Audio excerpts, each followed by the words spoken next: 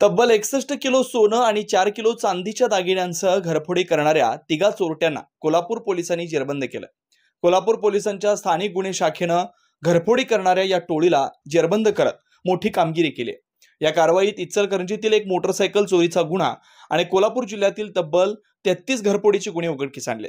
या प्रकरणी पोलिसांनी सलीम महम्मद शेख, जावेद महम्मद शेख आणि लौकिक शेख या 3 आरोपींना अटक करण्यात आली।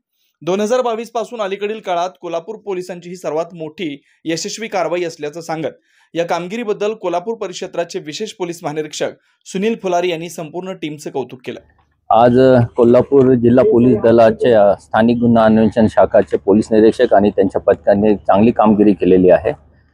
घरफोडी आणि चोरी या सदर अंतर्गत जे गुन्हे दाखल झाले होते त्यांचा त्यांनी मागील 1 महिन्यापासून मागोवा घेतला, तपासासाठी कौशल्य वापरले आणि चिकाटीने काम केल्यामुळे एकूण 33 गुन्हे उघडकीस आलेले आहेत घरफोडी आणि चोरीचे। मागील हे साधारणतः 2022 ते 2025 या कालावधीतील हे गुन्हे आहेत।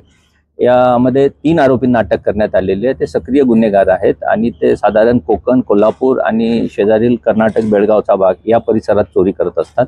विशेषतः रात्रोच्या घरफोडी करणे हे त्यांचा सराईत हातखंडा आहे। त्याच्यातला एक जण वाहन चोरी सुद्धा करतो।